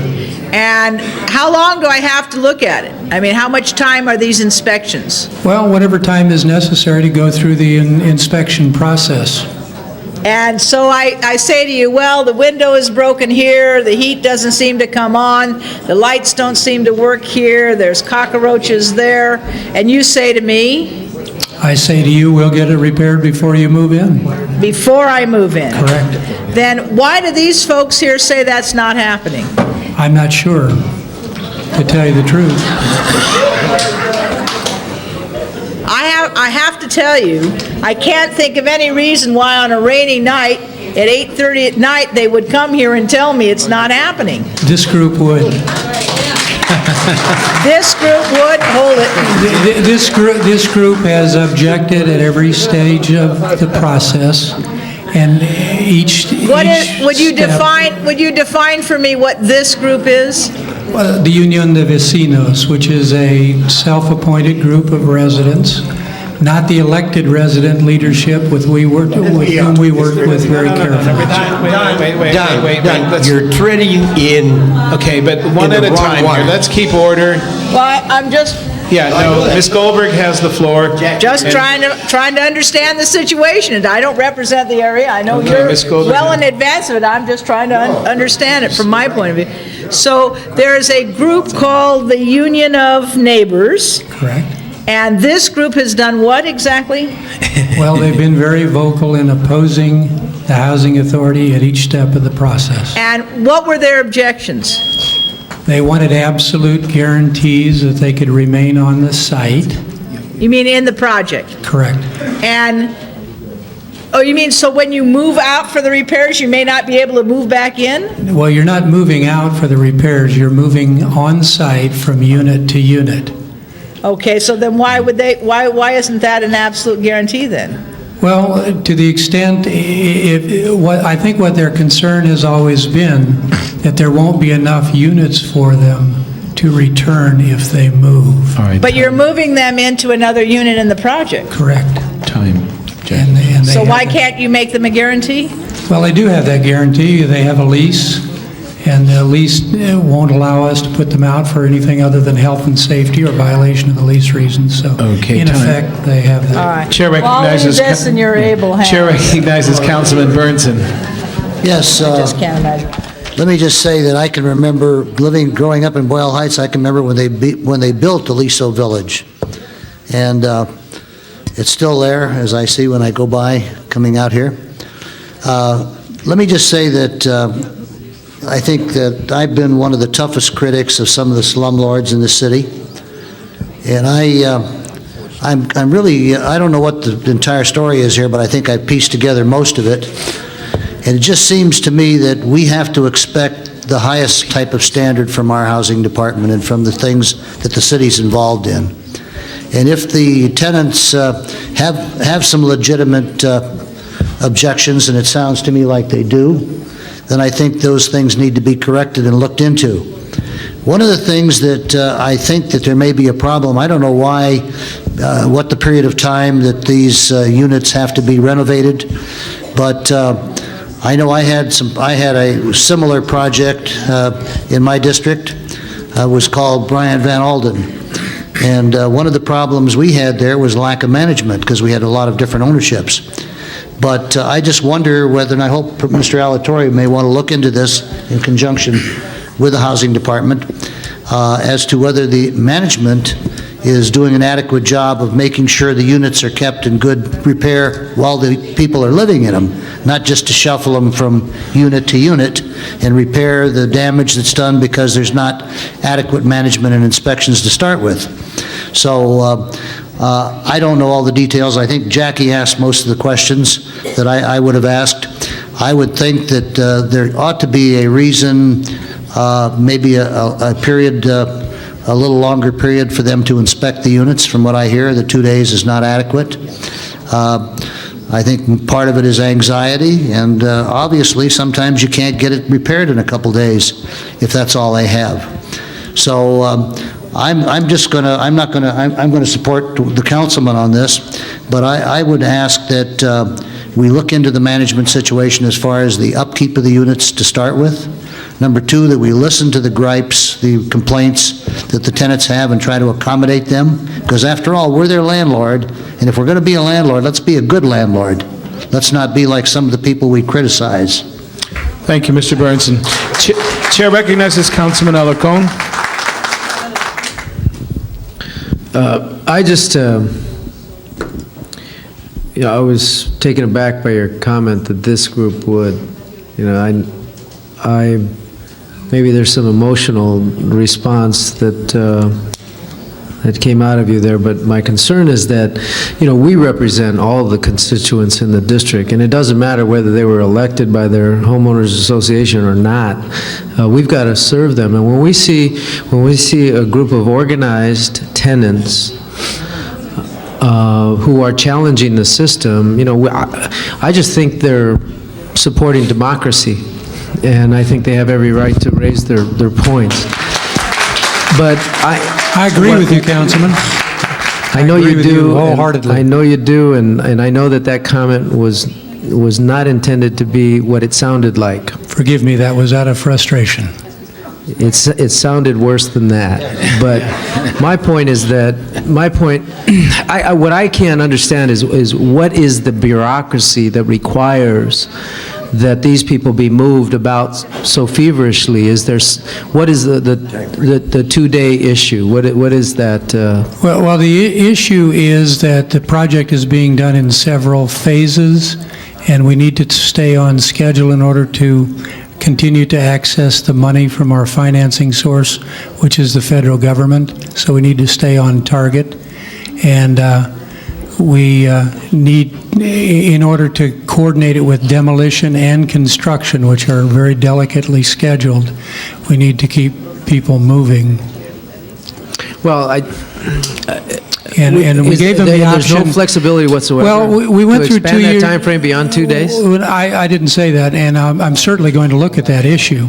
But we spent 2 years of intensive community planning with the community. Okay, well, and they were concerned about staying on site. I guess from my perspective, outside observer, just hearing what I've heard, it seems to me that you ought to be willing to give all the flexibility you can, because I think the issue here is that your task is to provide decent housing to people, and the concept of decency is very closely tied to dignity. And as you shuffle people about from house to house with very little involvement in the decision-making process of what they end up with, you really affect their dignity. And I think what I'm hearing is that there are people who feel that they have been disrespected. And I think that what you should strive for is to give them the empowerment to desire to work with you and to find a way to bring dignity to this process. And I think that you'll find that it'll provide you more decency in your housing. All right, thank you, Mr. Alarcon. Chair recognizes Councilman Holden.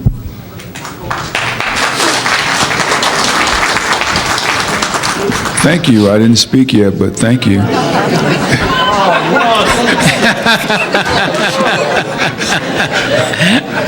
Mrs. Smith? Yes, sir. What area of town do you live in? Oh, dear. I was born and raised in Los Angeles and live in Whittier. In Whittier. Okay. Have you ever seen in the news where a slum landlord has been put in a house arrest, and they put some little electronic device to his ankles, and they know where he is at all times? Yes. You've seen that.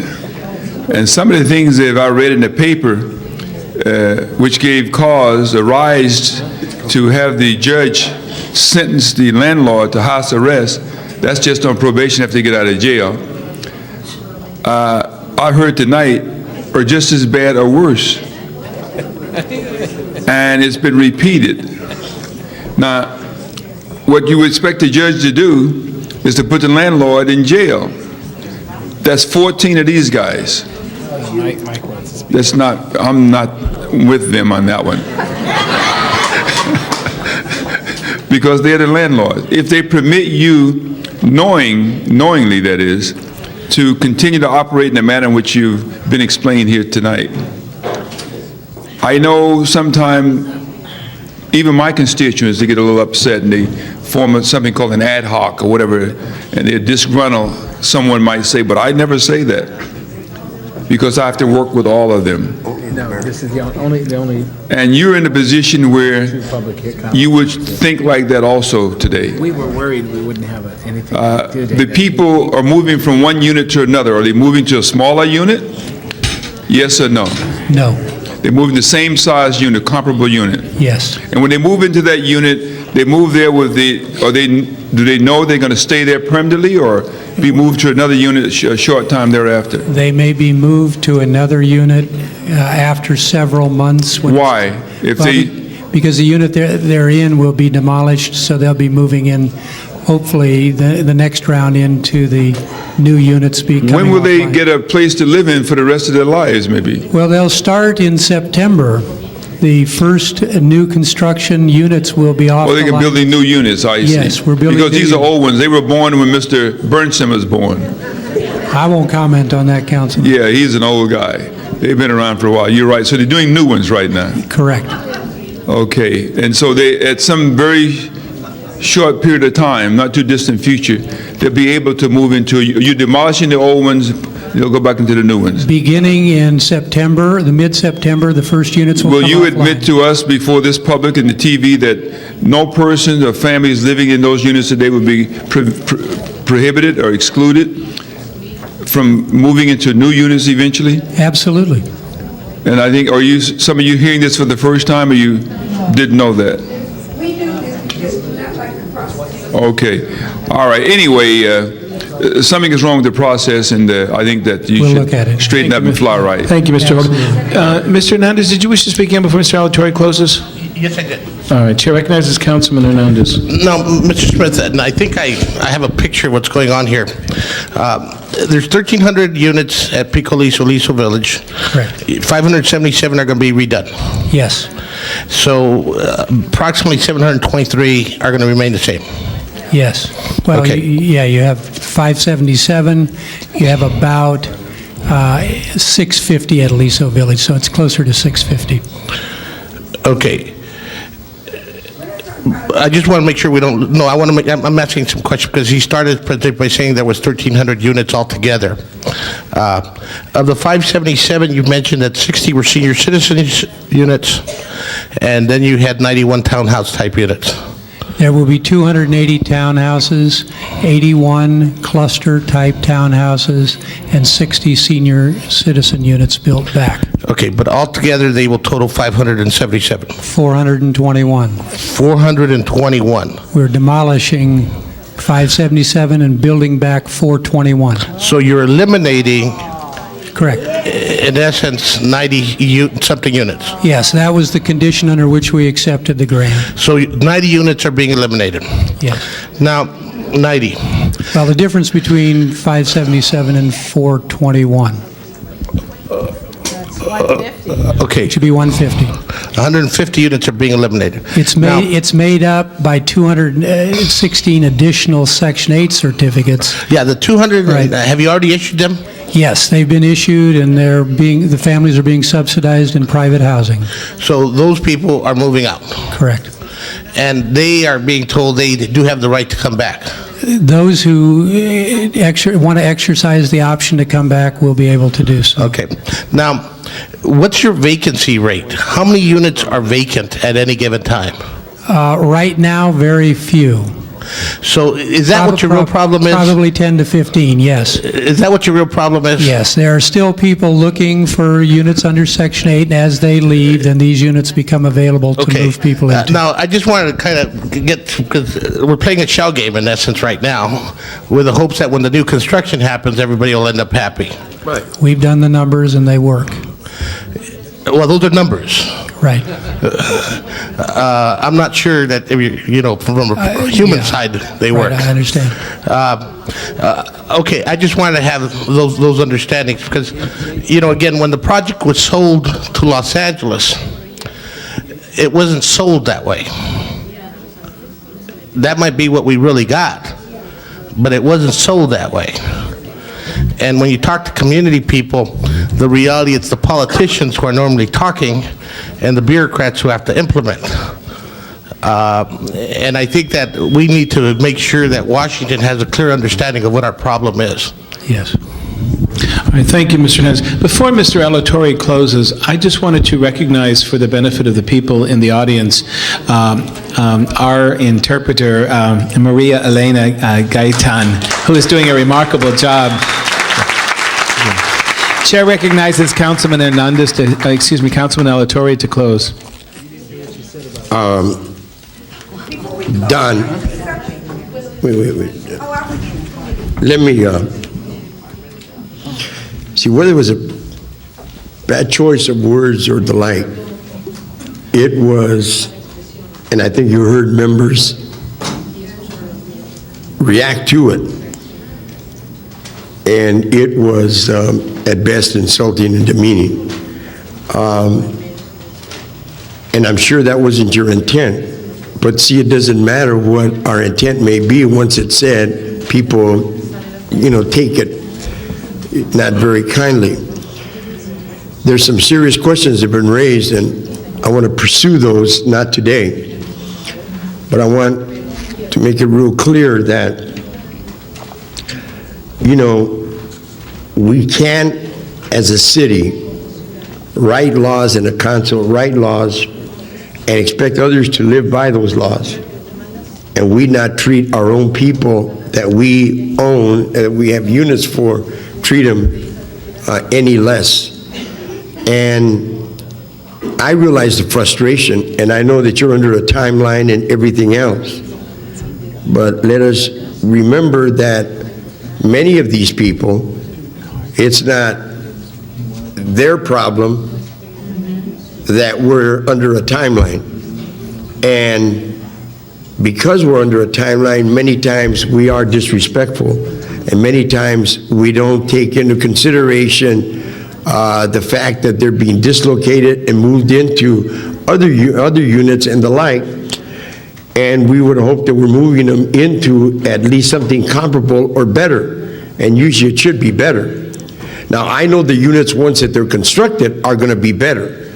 We all can agree on that, and the residents will agree on that. But in the meantime, if we're asking people to do something, we should give them exactly the same rights that we expect others to give. And as a city, we're no different. And, 1 day, 2 days is really unacceptable. And it's unacceptable because a person doesn't even know what they're going to move into. And especially if they have to move into it as the work is being done. Now, it's not their fault. It is, for a variety of reasons, our fault for whatever circumstances. The fact that some maybe held us up, the fact that the weather was poor, the fact that we didn't do better planning, whatever it may be, it's not their fault. And, I think you have to keep that in mind. Now, I think some issues have been raised that I think have to be addressed. I will re-emphasize in a letter to you what it is that we need to get fixed. And we expect them to be fixed, Don. And I know you have the capabilities and you have a staff that can fix them. But let's just remember one basic, simple fact. I want to be treated with dignity, and I expect that they want to be treated, all the people want to be treated with dignity. Now, if we are not doing that, then we're not doing our job. So let us just keep that in mind, and it may be by accident or the like, but it really doesn't matter. But I expect, whether people live in the projects, wherever they may live, and I expect, and I'm sure that the rest of the members of the City Council expect the same thing, and that is people being treated with dignity, and I don't give a damn where they live. I expect that to be afforded to them. Thank you. That completes item number 7. Before we go to the next item, the chair would like to recognize the councilman from the 8th Council District who has joined us this evening, Councilman Ridley Thomas. Thank you very much, Mr. Chair. He's late for tonight, but he's here early for tomorrow morning's meeting, so he's ahead of us all. I think the record will reflect that I have an excuse absence Next today, item, Madam Clerk. Mr. Chair.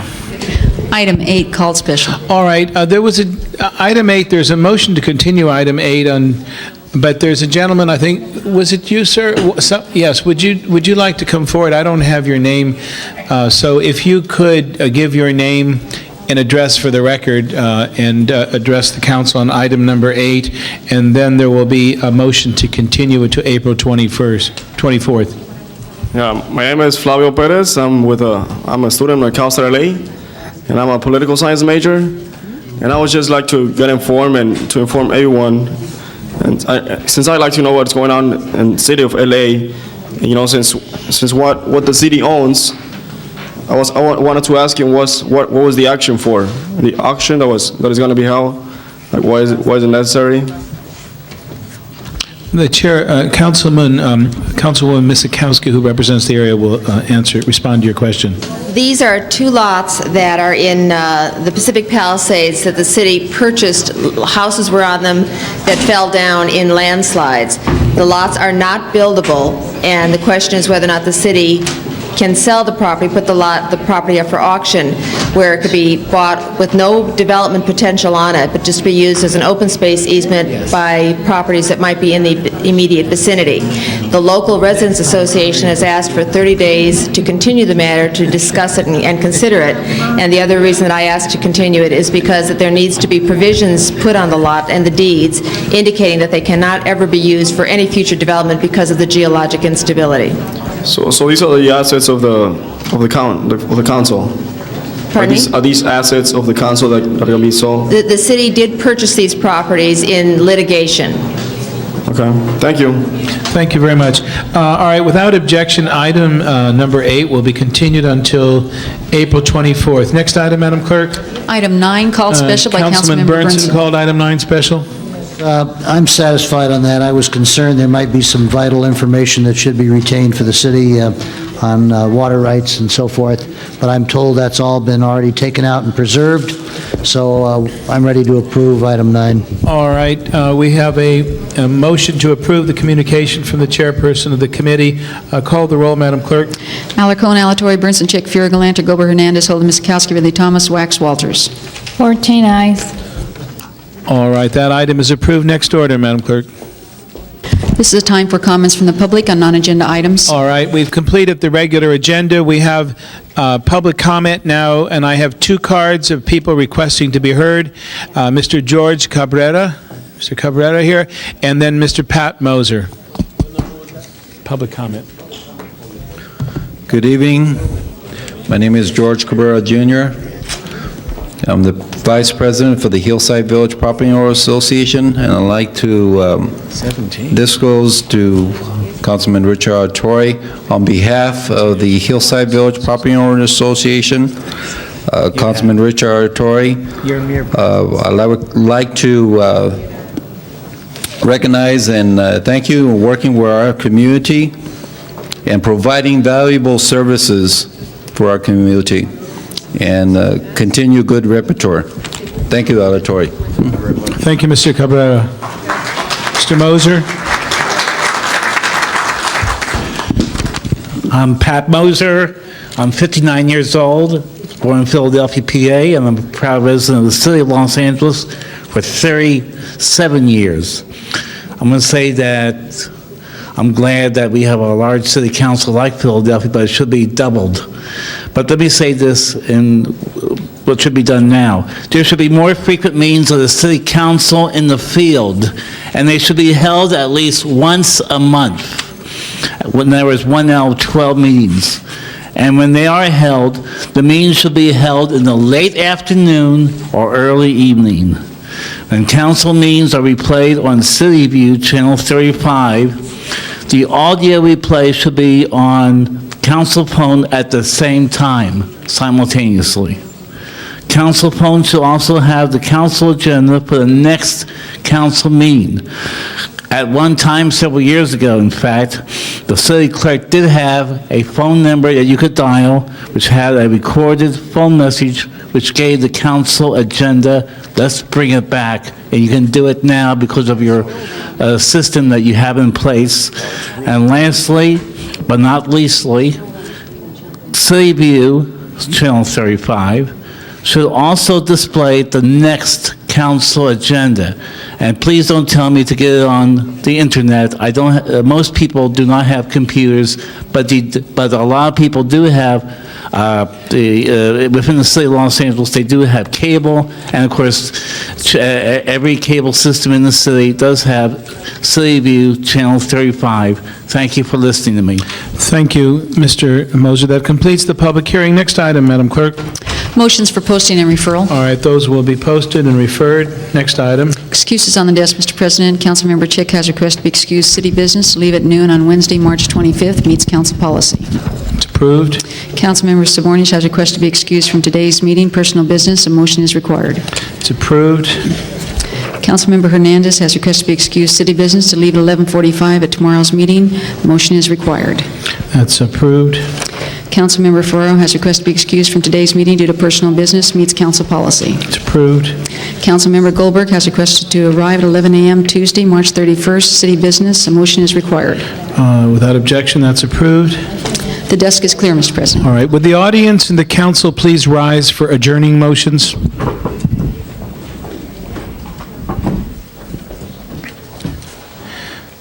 All of the members of the council, again, would like to join in the adjourning in memory, first of firefighter Michael McComb, who served this city for 25 years with honor and distinction. Firefighter paramedic Michael A. Butler, who served this city for 13 years, honor and distinction. Firefighter Eric F. Reiner, firefighter who served this city with honor and distinction for more than 9 years. And Norma Vitas, an 11-year-old resident of Sun Valley who was tragically killed in an auto accident. Ms. Goldberg? Yes, I'd like to ask that we adjourn in memory of Mr. Peter Fuentes, who was the assistant manager at the Home Depot in Hollywood, who died in an elevator accident at the store on March the 21st. He was 30 years old. He was survived by his wife Paula and a child who's just about 2 years old, his twin brother Paul, and his parents Patricia and Gus. And I'd also like to ask that we adjourn in memory of Carlos F. Hernandez. He was 70 years old. He passed away from a stroke. He was married to Esther Hernandez just short of 50 years. And he left 7 grown children and many grandchildren. I think he's a distant relative of Sally Castro in my office, and he will be missed by his family and by many grandchildren. Councilman Holden? Mr. President, members, the Massey family wants to thank the members of the City Council, all 15 of them, who adjourned their meeting last Friday in memory of Ira Massey. Today was his funeral, and I must tell you, it was one of the saddest days of my life, and about 500 other people at First AME Church. He was missed then and will continue to be missed, and everybody testified to that effect. Thank you. Mr. Alatorre? I'd like to adjourn in the memory of Joe Fraser. Joe Fraser was a photographer for then the Highland Park newspaper under Oronesa. He has, I think that probably anybody who's been around City Hall knows his son, Hank Fraser, the man with the ladder. But you know, this man was just a beautiful, beautiful human being, and he's a photographer. God, I don't know. I know that it's longer than I've been in public life, but you know, he always had a smile. He always had concern for, you know, the communities that he represented. He served in with the newspaper, and I'd like to adjourn his memory. He's a fine human being, and I know that he'll be missed by his son and his wife. I'd like to second that, and I think Mr. Hernandez would as well. I'd also like to second that motion. Okay, and secondly, I'd like to adjourn the memory of Jose Guzman. He is an uncle of an intern that I have in my office, Eddie Gonzalez, and he leaves his wife and his three sons. And also, I'd like to adjourn the memory of Mary Louise Gadbury. She's the mother of a friend of mine, and I know a lot of you know him. He's the mayor of Monrovia, Bob Bartlett. You know, and I'd like to adjourn in all members, his mother's memory. All members on that. Okay. Thank you. Mr. Alacon? Council members, I'd like for us to adjourn in the memory of Nemesio Carrillo. He passed away yesterday at the age of 71 years old from a heart attack. He leaves his wife, Maria de Jesus, and 11 children, 29 grandchildren. He was a longtime resident of Sylmar.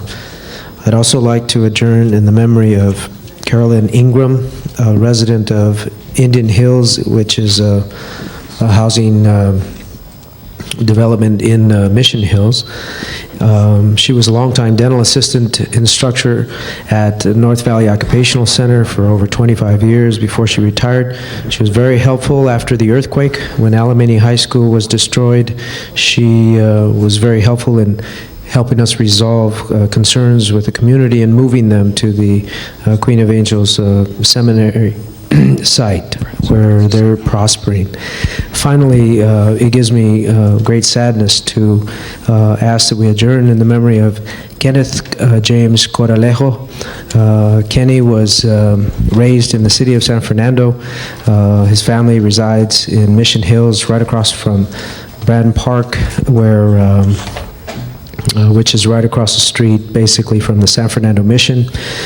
He worked very closely with my staff and myself and my family, who have been very actively involved in restoring memory gardens across from San Fernando Mission. In fact, the Coralejo family has adopted a section of the memory gardens, and we will soon be dedicating that section to Kenny's memory.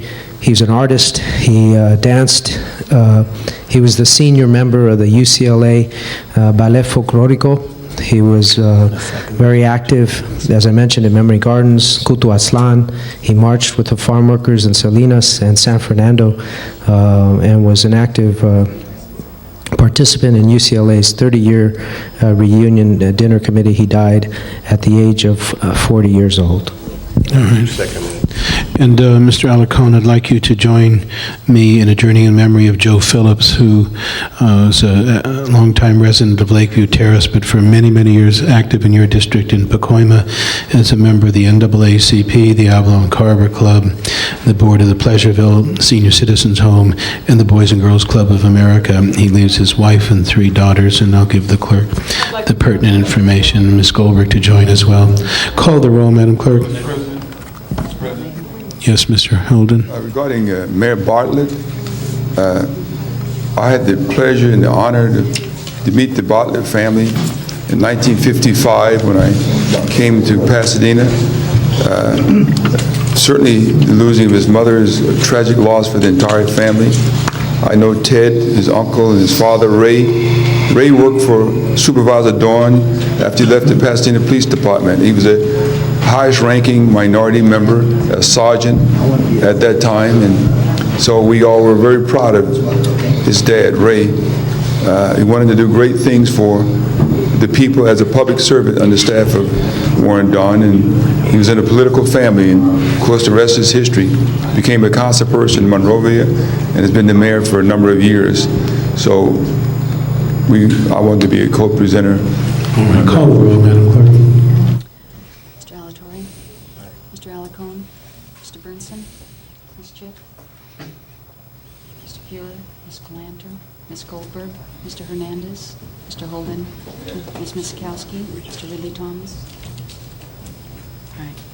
The council's adjourned, and I want to thank everyone for being such a patient and wonderful cooperative audience. Thank you. Good night.